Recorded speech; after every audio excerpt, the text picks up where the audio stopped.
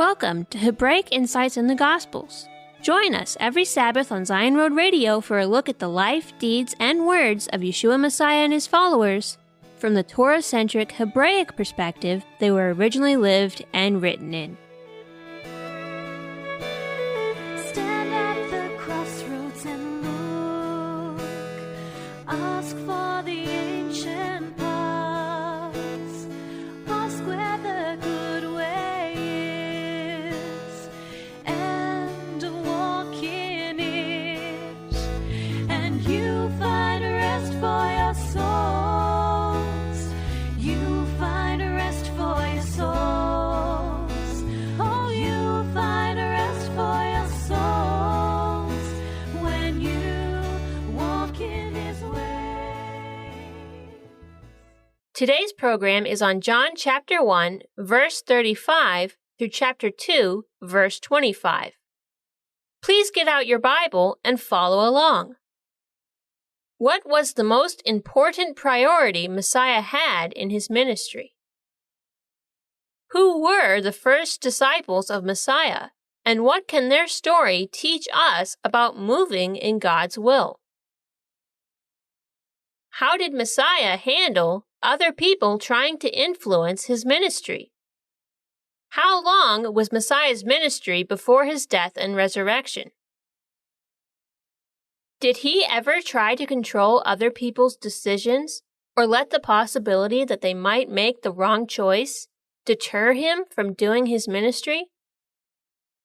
If not, does respect for free will mean always being nice to everybody without ever holding them accountable for their actions? Or does Yeshua give us a different example? Why should we be bold to speak the truth, stand against evil, and do all that God has called us to do in our lives?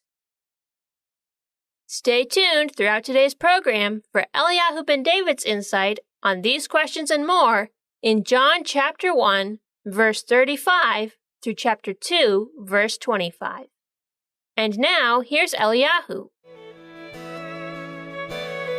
Stand at the crossroads and look.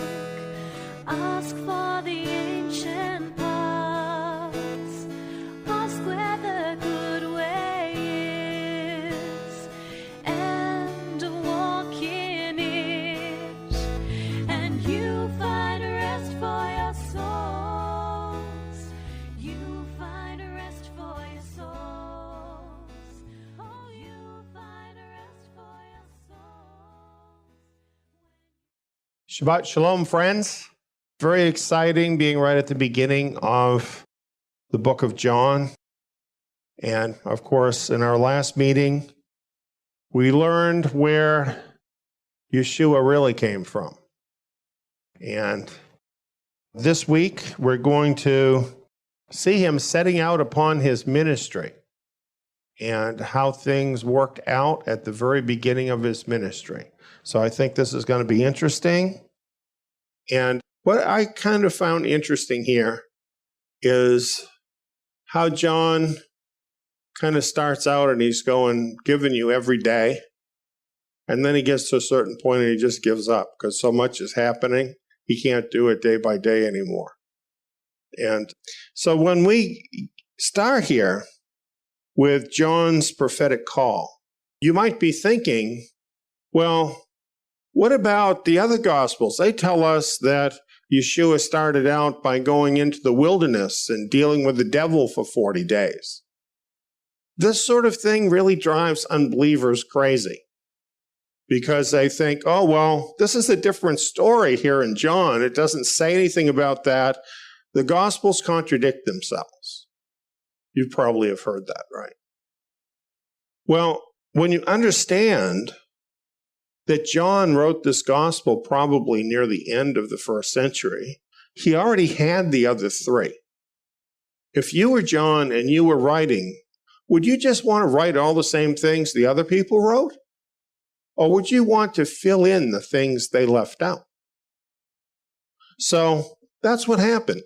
And you find this a lot with John. He just leaves out the stuff that people already had in the other Gospels and puts in the things that he personally had experience with. And here is kind of cool because he's really starting from his own experience, from the point of his own experience with Yeshua. And I think that's really interesting. So at the time we're picking this up, Yeshua has already had that experience dealing with the devil. And we don't want to leave that out in our thinking, because let me tell you something, if you get called into the ministry, you're going to start by dealing with the devil. And so that's just going to happen. But that happened before John came into the picture. So we're taking up here. Now, when we mention John, now we're talking about John the Baptist, Yohanan the Immerser. And John was standing with two of his disciples, and he looked at Yeshua as he walked and said, "Behold, the Lamb of Elohim." They must have known what that meant, right? I hear people sometimes talking about the apostles as if they were stupid and didn't understand anything. But no, they did. They knew from the scriptures what it meant that he was the Lamb of Elohim. And they were disciples of John. Do you think John taught them anything? I'm sure he did. He was a prophet of Yahweh. Taught them a great deal. He taught them enough to know it was time to go. So these two disciples, one of them being John, who is reporting this, followed Yeshua. This is on this very first day now that Yeshua has come back. And so on this first day, Yeshua picks up his first two disciples, Andrew, the son of Jonah, and John, the son of Zebedee. So then they move along, and one of these two was Andrew. And Andrew was Simon Peter's brother. And what's the first thing he does? Wants to tell his brother, right? This is how it works. When we learn the truth about Messiah, we meet him, what do we want to do? We want to share it with the people we know, the people we love. And it's kind of nice to read how that's what happened in the first century, and that was a big part of how people came to Yeshua. It's just like how it happens today with us. So he found his brother, and he says, "We found the Messiah." They knew the Lamb of God was the Messiah. And they knew they found him. And so he brought his brother Simon to Yeshua, and Yeshua gave him a new name. So now we have Andrew, John, and Simon Peter. And the day's not even over yet. So now the second day happens. We're on the next day. And Yeshua was determined to go out into Galilee. And he found Philip. Now, it doesn't tell us much about Philip, but apparently he was a friend, probably, of Andrew and Peter. He was from Bethsaida, the same city they were from. So that's probably how it happened. And Yeshua said, "Follow me." And he did. Now, at this point, I'm thinking about John the Baptist. And I'm thinking he was sent as a forerunner to prepare the hearts of the people. Do you think he succeeded? I think he certainly did with these men, because their hearts were ready. When they met Yeshua, they knew who he was. And when he said, "Follow me," they followed him. So I think that's credit, I think, to John the Baptist as well as to these men. and of course to Yeshua. Well, now Philip found Nathanael. So this is how it works, isn't it? It reminds me of the thing about if you took a penny and then you doubled it every day after 3 weeks, you're a millionaire or something. It's kind of like that, isn't it? How it's working here. Well, anyway, Philip said to Nathanael, "We found him of whom Moses in the Torah and the prophets wrote, Yeshua of Nazareth, the son of Joseph." Now, Moses didn't write Yeshua of Nazareth, the son of Joseph, but he did talk about a prophet like himself. And that's what Philip is talking about. So Nathanael says, "Can any good thing come out of Nazareth?" Well, you have to realize about Nazareth, it was just a little, town, sort of out of nowhere, was not considered to be special, and it was meant not to be considered special because there were some special people there that didn't want to attract a lot of attention. So it had a reputation for not being special. So this is why Philip is saying, well, what's in Nazareth? Nathanael said that. So Philip said to him, "Come and see." So he came to see. And you know what? That's to his credit. I see a lot of times that people have preconceived ideas like this, and you can't break through those ideas. There's a lot of people that would have said next, "Well, I'm not going there." Right? But he was open-minded, had an open heart to go and see when he had that invitation. So he did, and when Yeshua saw him, he says, "Behold, an Israelite indeed, in whom is no deceit." Yeshua already knows this man. He knows his heart. He knows who he is. He knew this about all of these disciples. And it's kind of neat. It's kind of like he's just like walking along and the sheep are coming in behind him, right? And later on in John, Yeshua says that he's the good shepherd. He says the sheep know his voice. This is how it is. So they were coming in behind him. And well, Nathanael says, "How do you know me?" And he says, "Before Philip called you, when you were under the fig tree, I saw you." So Yeshua obviously saw, this is the one that's coming next, right? Spiritually, he saw that. Saw him under the fig tree. And Yeshua is just moving in the Father's will. Do you notice that? He's not stressing over any of this. He's just moving in the Father's will, and it's just happening. He's not handing out tracts. Not that handing out tracts is bad. He's not going from door to door. Not that going door to door is bad.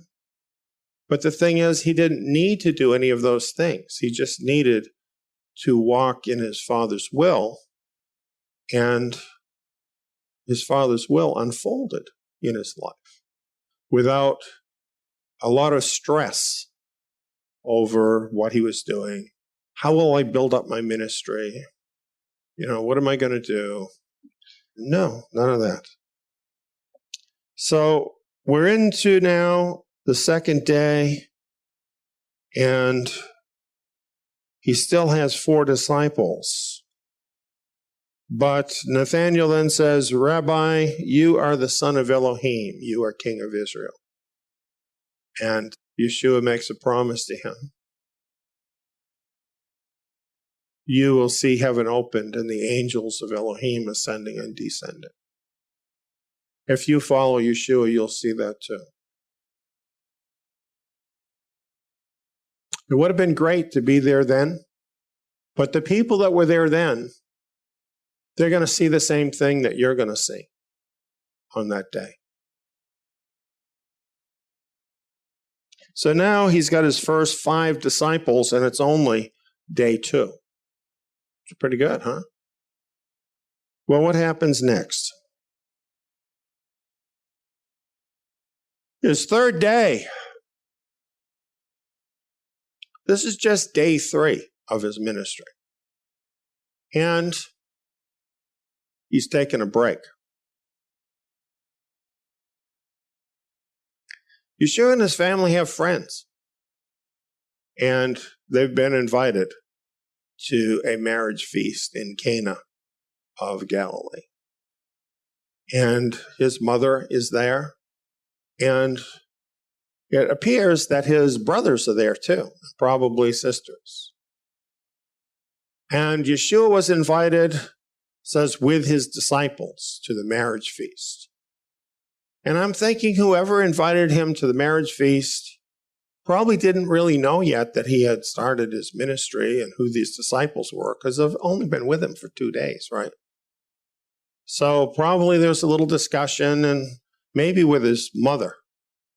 And so they said, why don't you come and bring your family? And then she'll say, well, Yeshua's got some new friends. And they say, oh, well, bring them too. I think a lot of this happened, considering what happens after this. But anyway, the disciples are invited to the marriage.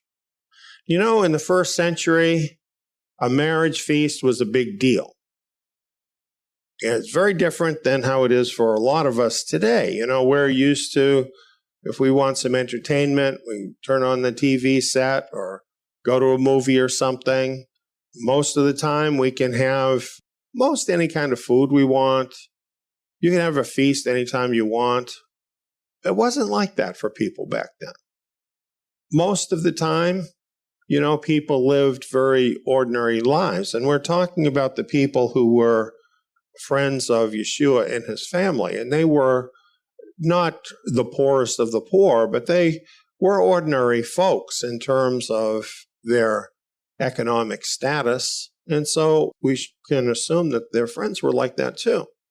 So these kinds of folks, when there was a marriage feast, this was a really special time. It's a time of just tremendous joy and happiness. And of course, marriage is a big thing for Israelites, for Hebrews. And it really was back then. So this was quite an event that they got invited to. And the party was just getting going and the wine ran out. So Yeshua's mother says they have no wine. Why is she concerned about their wine? Well, they're her friends, right? And she's probably thinking, well, they're so generous. They invited everybody to come. And now there's no wine.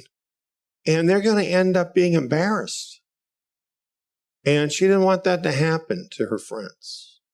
So she's getting anxious about it. Mothers do that sometimes.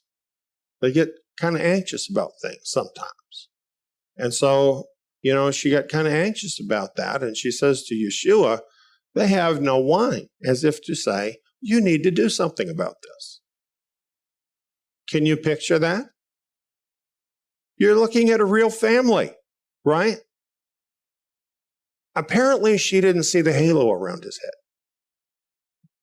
But anyway, Yeshua said to her, woman, what does that have to do with you and me?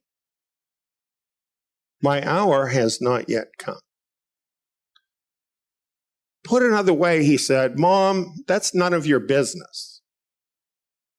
Isn't that what he said? He's basically saying, my ministry is none of your business.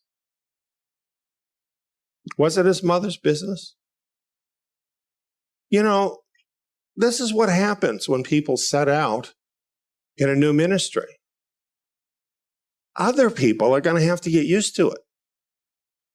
People who in the past have had more input in your life, they're going to have to learn they need to step back because you have a new priority in your life that doesn't have to do with them. And that's just how it was for Yeshua He knew his obligation was to do the Father's will, not the mother's will. And so even though I'm sure he loved his mother, was very kind towards her, he had the priorities right in his ministry. And he told it to her in a way so that she would understand that's how it was. He also said, my hour has not yet come.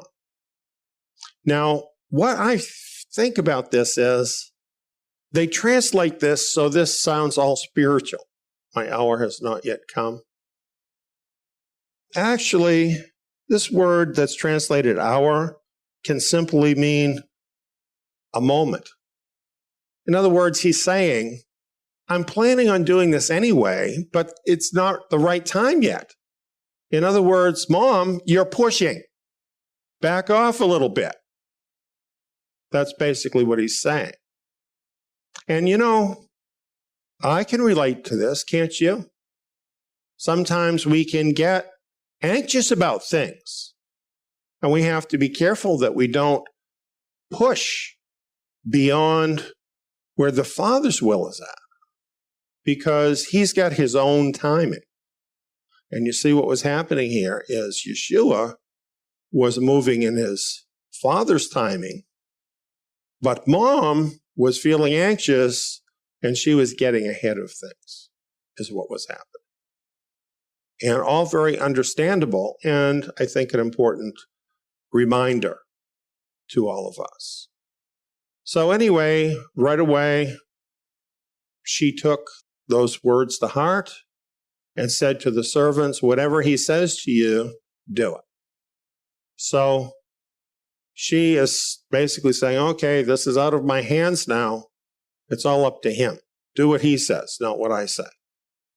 And that was the right thing for her to do, right? And it's interesting that after this, we don't find another incident like this with Mary.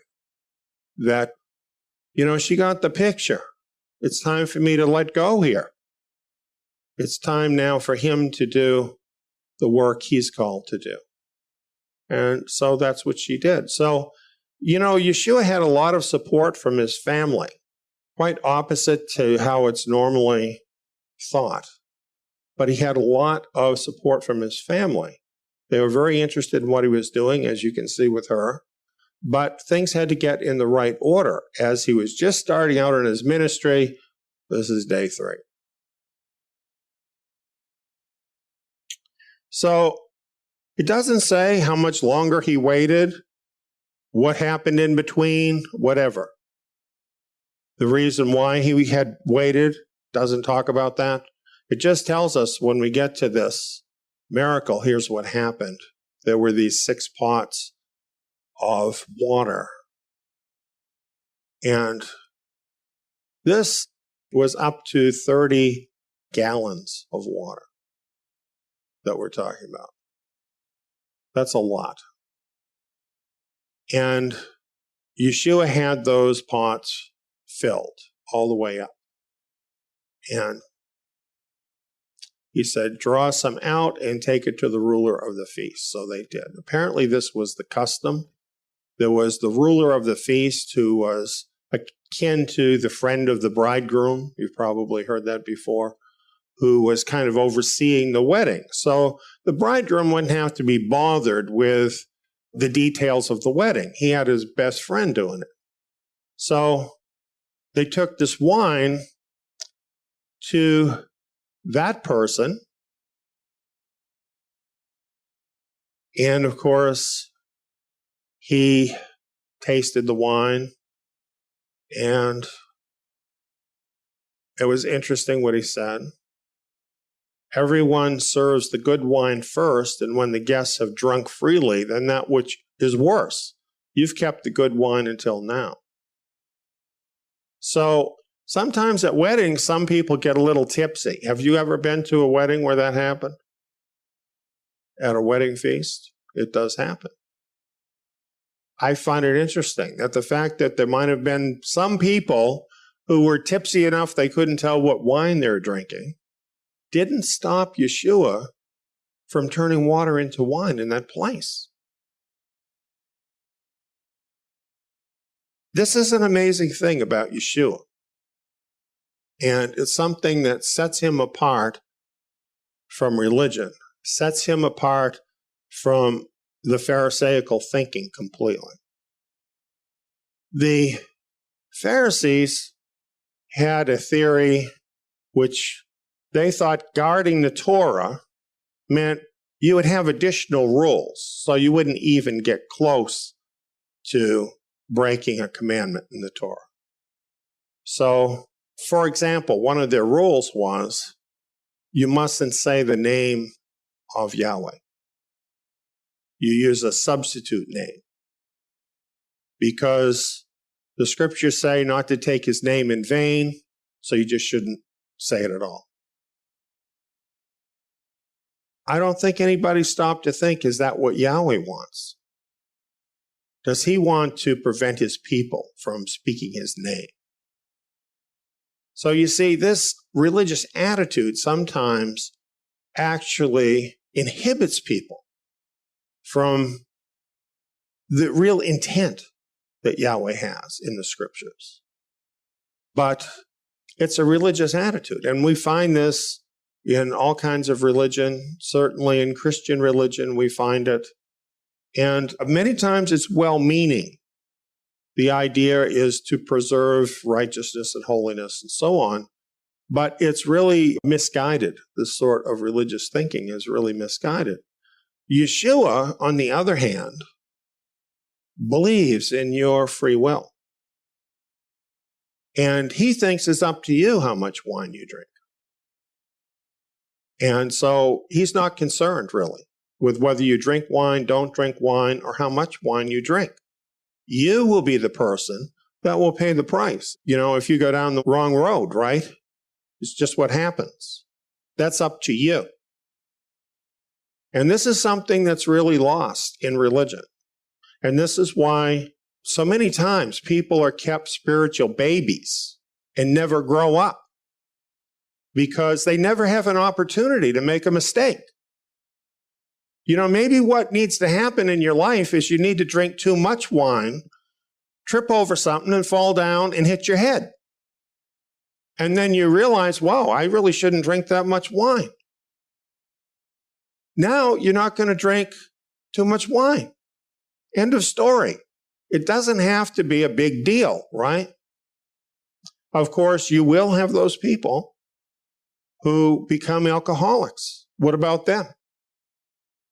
Well, isn't that their problem? Is it your problem? Was it Yeshua's problem? I like that about him. He puts the responsibility where it belongs. And we've seen this in two things here. First of all, with his mother, he's drawing that clear line. Mom, this is not your responsibility. This is my responsibility. Very clear boundary in terms of responsibility. Same thing with the wine here. He's not worried about whether some people are going to drink too much wine. He puts the responsibility on each of us to make our own decisions. And then when we do, we prove who we are, don't we? By the decisions we make in our life. Look at these other men that came and joined themselves to Messiah. He invited them to follow. They could follow or not. There were some, not in this lesson, but some whom he invited to follow, but didn't for various reasons. I think in the world to come, they're going to regret that. But it was their decision. You have your decisions to make, right? Nobody here is going to tell you what to do. You have your own decisions to make on the basis of his truth and your life. You have to make those decisions. So the fact that some of the people obviously got tipsy was not his responsibility, was not a problem for him. It says, this beginning of his signs Yeshua did in Cana of Galilee and revealed his glory, and his disciples believed in him. I think this thing that I'm talking about is what was revealed to his disciples. Not only the miracle, which was an amazing miracle, but I think the nature of this miracle and that it was something so aimed at the ordinary people. You know, they didn't have good wine to drink all the time. And it was just so thoughtful of them and without really concern about what other people would think.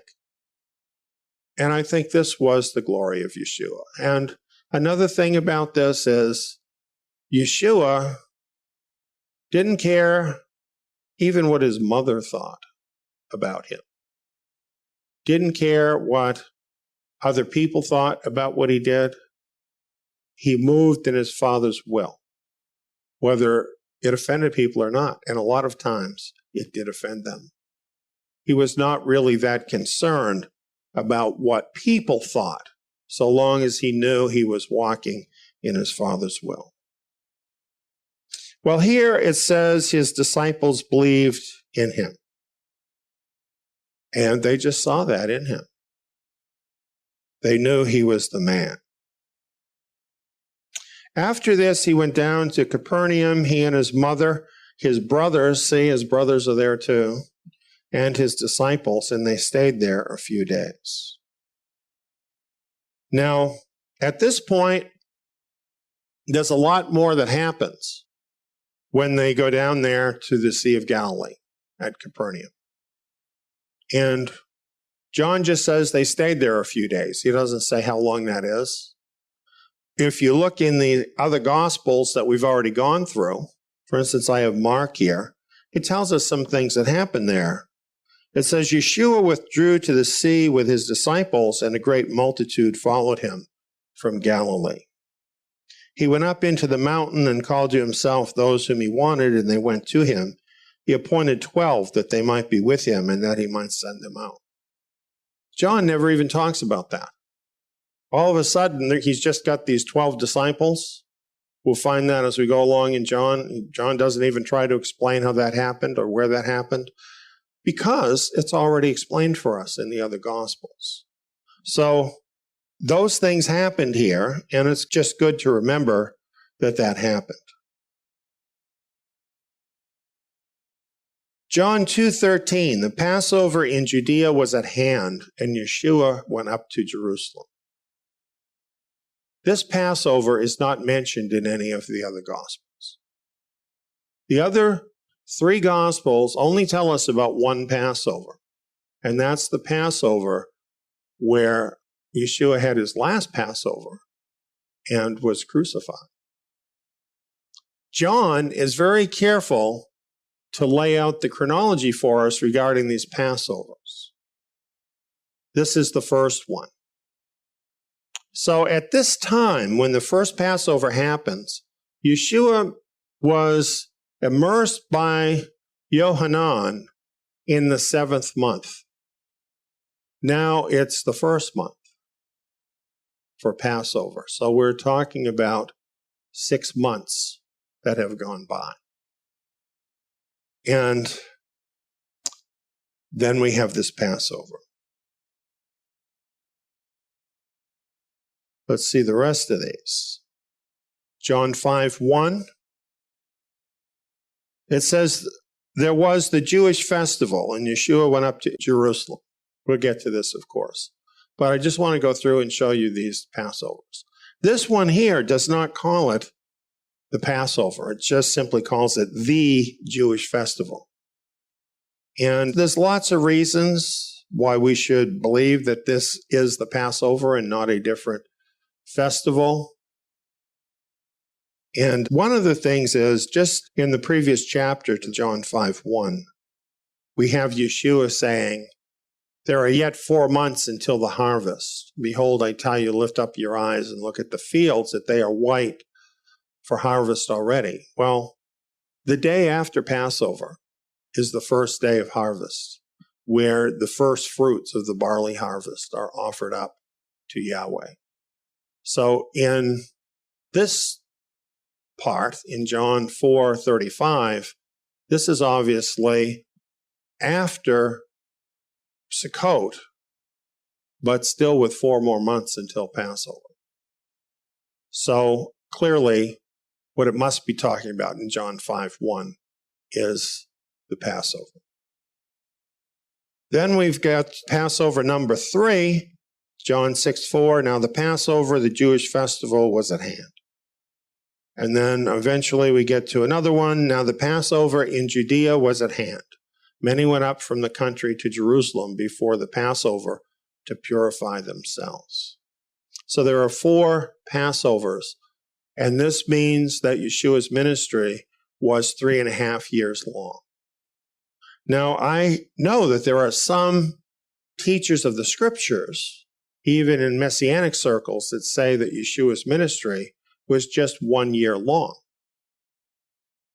And what they're going on is the fact that in the other 3 Gospels, they're just telling you about one Passover, just the last Passover. So they're thinking, okay, there's just one Passover. There must be just 1 year. And actually, John helps to straighten that out for us so that we realize that Yeshua's ministry was 3.5 years long. And of course, this ties in with prophecies in the book of Daniel, which we're not going to get into. So now returning to this first Passover, he's been in his ministry really closer to 5 months in the sense that he had to deal with the devil first. And this is his very first Passover.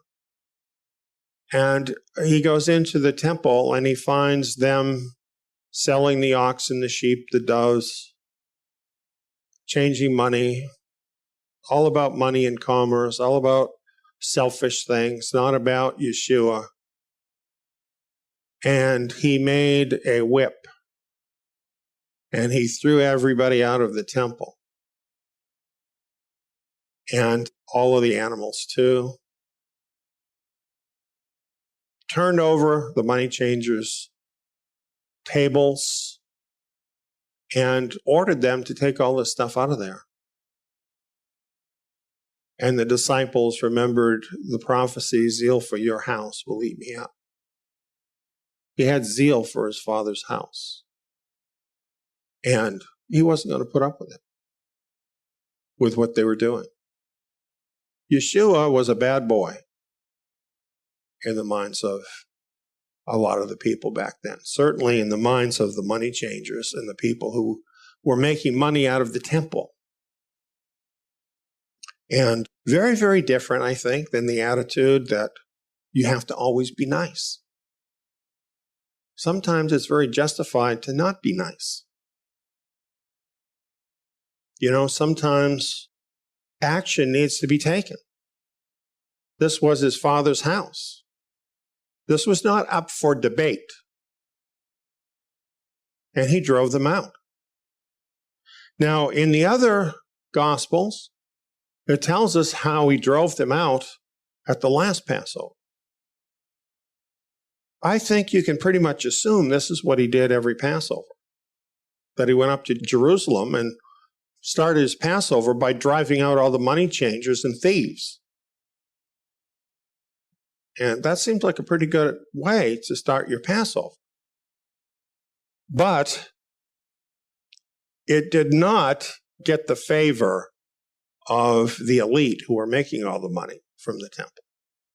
They didn't like it very much at all. I think the people loved it.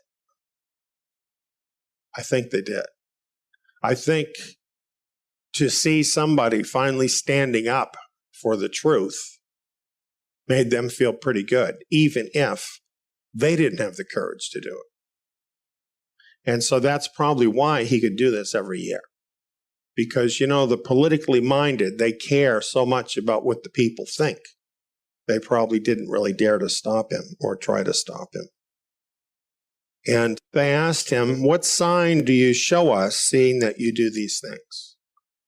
Like, you have to have some special authority to do this. Of course, he did have special authority, and they should have figured that out. He said, destroy this temple, and in 3 days I will raise it up. I like that answer. They didn't understand that. And you know what he was doing? He really was just giving them a jab, wasn't he? He did not like these people because he could see their heart and they were evil. And he didn't like evil. And he still doesn't like evil. And if we follow him, we shouldn't like evil either. And don't feel bad about standing up against evil. That's part of why you're here in this world. You know, that's part of why we're here. And we have to realize in his ministry, he is setting an example, right? He's setting an example. He's showing us that we need to have courage to stand up against evil too. Now, he didn't really hurt anybody. He didn't send anybody to the hospital or something. That's not the point, is it? It's to let them know, no, you can't do this here. That's what he was doing. And these people, they were not serious asking for a sign. They were just looking for something they could use against him. So they were just offended by what he said, saying, it took 46 years to build the temple. Will you raise it up in 3 days? They were so offended by this. When finally they did act against Yeshua, this is one of the things they brought up at his trial, right? But he spoke of the temple of his body. He was telling them the truth, but they couldn't hear the truth. His disciples took note of it, though, when he was raised. Many believed. Tells us now, when he was in Jerusalem at the Passover during the feast, many believed in his name, observing his signs, which he did. The lowly people, the ordinary people, are oppressed all the time. All the time. And it's still true now. All the taxes, all the paperwork, everything the system does is a burden on the poor people. The rich people, they may have to pay the taxes too, but they can send their accountant to take care of it. The people are always being oppressed. And when they see someone that just speaks the truth, like Yeshua, that will not be intimidated and will just do the right thing no matter what the establishment wants them to do, that is going to grab the heart of the people. So many of them believed in him because of what they saw. But Yeshua was not fooled by this, because the crowd is very fickle. The crowd may love you one day, but the next day something comes out in the news saying that, some bimbo in Russia did something terrible with you, and they all believe it. And now they hate the person. This is the crowd. You cannot invest your heart in the crowd and what they think of you. So even though there was all these people who already were saying they believed in him, it says Yeshua didn't trust himself to them. He didn't invest himself in their favor. It says because he knew everyone and because he didn't need for anyone to testify concerning man, for he himself knew what was in man. If he wasn't going to let his mother tell him what to do, he's certainly not going to let the crowd tell him what to do. Because he is there to please his Father, not the crowd. And when I look at this, and I look at what he is saying, what he did, and I compare that To most of the ministries that I have seen that are very big in public, I see a very different picture. Because they do trust themselves to the crowd. In fact, they play to the crowd, don't they? And so many times their ministries are all about pleasing the crowd. That is the source of the power in their ministries, is pleasing the crowd. That's not the way Yeshua was. And it's not the way we should be. We must put our Father first.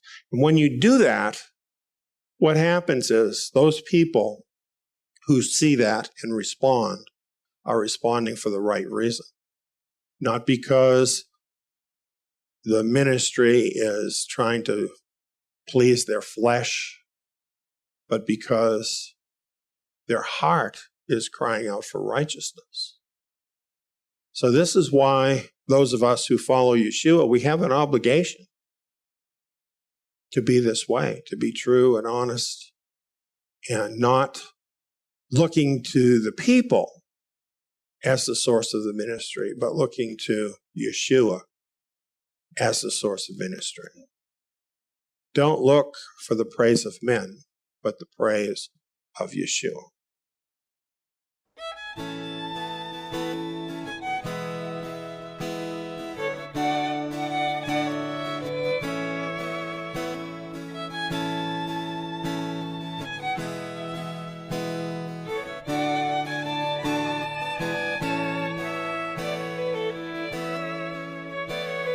Stand at the crossroads and look. Ask for the ancient paths. Ask where the good way is, and walk in it. And you find rest for your souls. You find rest for your souls. Oh, You have been listening to Hebraic Insights in the Gospels. The scripture verses referenced in today's program are John chapter 1, verse 35 through chapter 2, verse 25, Mark chapter 3, verse 7, Mark chapter 3, verse 13 through verse 14, John chapter 5, verse 1, John chapter 4, verse 35, John chapter 6, verse 4, and John chapter 11, verse 55. Further teachings and study materials on Messiah's ministry, the 12 disciples, ministry service, Messiah in Bible prophecy, the book of Daniel, and more Bible prophecy, walking in the Holy Spirit, faith, following Messiah, and the covenant with Israel, along with many other related topics, can be found at our membership site, Zion Tabernacle. Sign up is free. Just go to zion.net. That's TSIYON.net.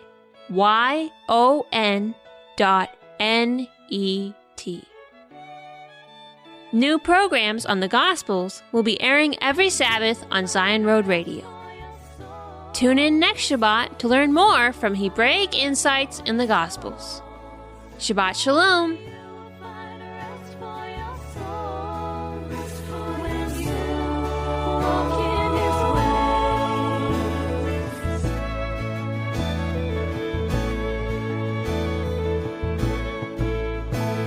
Stand at the crossroads and look. Ask for the ancient paths. Ask where the good way is,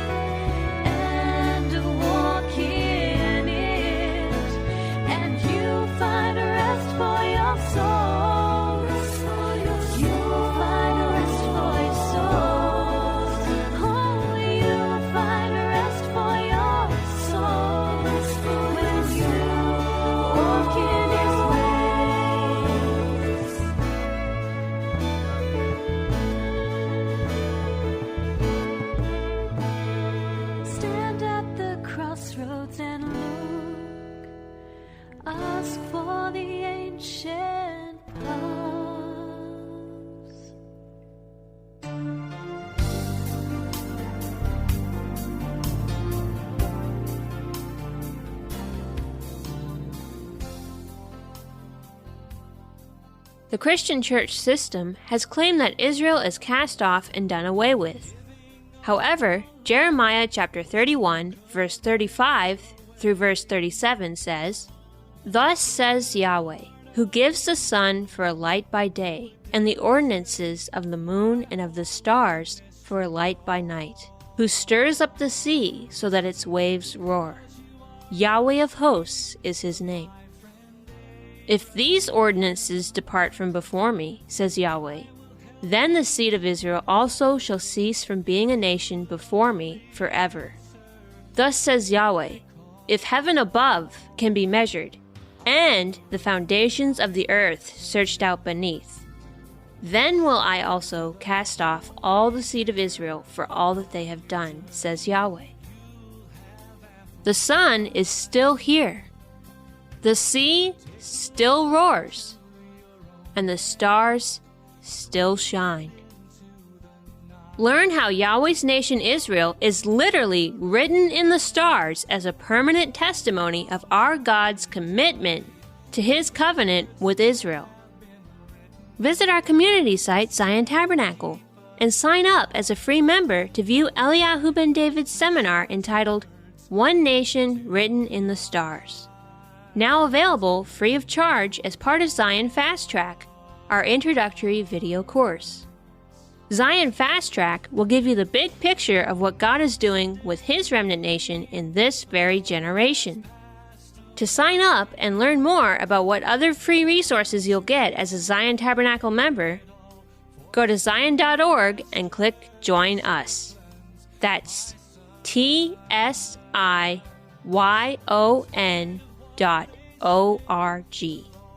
Then click Join Us.